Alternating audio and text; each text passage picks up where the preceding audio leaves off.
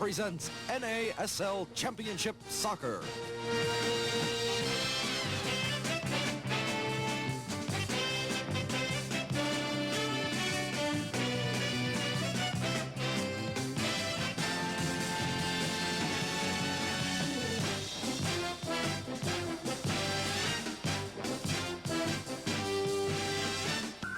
Hello, everyone. Today, from our nation's capital, Washington, D.C., RFK Stadium on a beautiful springtime day, NASL soccer returns to the air. I'm John Miller, and this is our first of a series of ball games this year throughout the summer.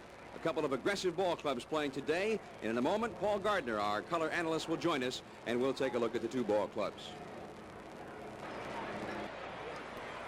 The man who will be analyzing our telecasts of TBS soccer this year is the editor of Soccer Express, one of the most knowledgeable people on soccer in America, Paul Gardner.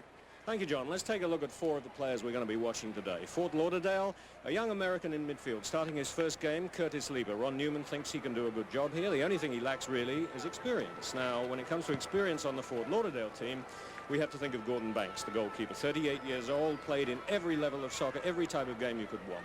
He's really used to these high-pressure games and the sort of physical battering that a goalkeeper has to take. And while I'm talking of physical battering, let's look at one of the Washington players, Paul Cannell, who's sort of established a reputation for himself up to now as somebody who runs into goalkeepers. He's been sent off in one game already this season for this, so we'll have to watch out that confrontation between the two there. Also on the Washington team, looking at defense, another American, Roy Wilner, the veteran of all things of this club here. You don't usually get Americans around that long on the club, but he's been with this club since 1974. Fine, tenacious marker, very fast, somebody who Coach Gordon Bradley can rely on to really take care of dangerous opposing forwards. The Washington Diplomats in the red with the white trim, kicking the ball off, and the Fort Lauderdale Strikers, the ball club with the best record in the entire North American Soccer League last year, in the white. Gordon Banks in goal, Andy Rolland, Roberto Aguirre, Tony Whelan, and Gord Fernley, the back line. Ray Hudson, Maurice Whittle, and Curtis Lieber in the middle. George Dusnip, David Irving, and Colin Fowles are the forwards. Diplomats putting the ball on the attack, and Paul Cannell, number 9, the striker, knocks the ball out of bounds. Bill Irwin in goal, Roy Wilner on the right side, Mike Dillon, Jimmy Steele in the middle, and Tommy O'Hara is in the middle on the back line. Sakib Viteskic in the middle with Carmen Marcantonio. And in essence, a four-man front line. Ray Graydon on the right side. Bobby Stokes will be playing behind Paul Cannell at the striker.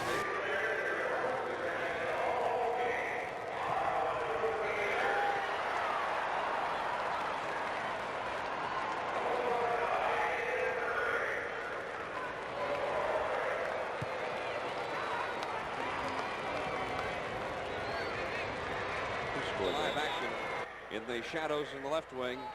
High ball out front, knocked down on the net, score! Paul Cannell, I believe. Yes, Paul Cannell, a good example of his power in the air. A beautiful header, beautifully timed, beautifully placed. You'll see that corner come over. Here comes the corner over. Cannell is way up there, and there's the ball coming in. Well, we're not going to see it apparently, but it goes in there. You'll see it standing on the line there. It was Whittle who had a chance to clear that, but he missed his kick. Bobby Ball Stokes, is in the net. Gordon Fernley's there. Stokes sends it back in the middle to the open man, Viteskic. Chip ahead from Okojoa, tries to beat Aguirre. He's around him. The cross in front, wide open, shot, score!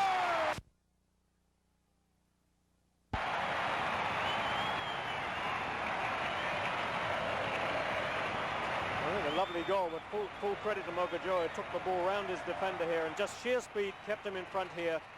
A lovely cross, beats Banks on the near post, and there is Backage, absolutely unmarked on the far post. I'm not taking anything away from Mike Backage when I say his grandmother.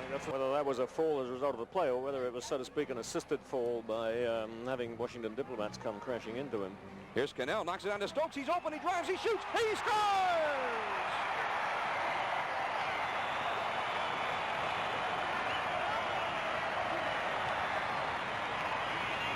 Bobby Stokes with his second goal of the year. Again, a completely free shot for Cannell. Sheer power beating Kano. I think he may have got a hand on that, but a bad defensive play, so some bad errors in the defense of Fort Lauderdale, letting Cannell completely open. Lauderdale cannot give up here, even though with 7 minutes and 20 seconds to go in the ball game, it doesn't look good. But even if they lost 3-2, that would give them an extra bonus point. But here come the Diplomats. Cannell driving, a shot for the far post, and it's a save by Cano. Right back out Resume play. Another booming great goal kick from Irwin here. Here's Bakic, heads it in the middle for Bobby Stokes. Stokes, a chip ahead for Viteskic, wide open. He shoots. He scores! He scores, and he's lying flat on his back. I don't know whether he's injured or whether he's just waiting for people to know he's all right. He's got his hands behind his head now. Saying, hey, this is all right. This is great. Just a little sunbathing here after scoring. But again, a perfectly placed cross, because it came right between Viteskic running in and the goalkeeper running out. Just enabled him to get there before it. The goalkeeper did hit him. Just tapped it, and it just rolled inside the post. There he is, Hakeem Viteskic.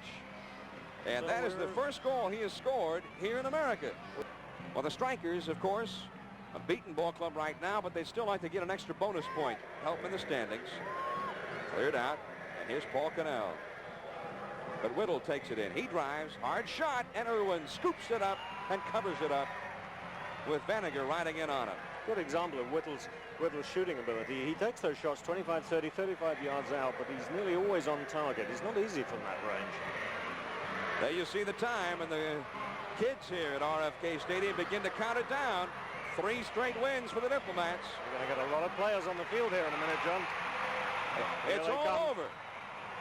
The Diplomats in first place. We'll see you in 2 weeks at Tampa. John Miller for Paul Gardner. So long.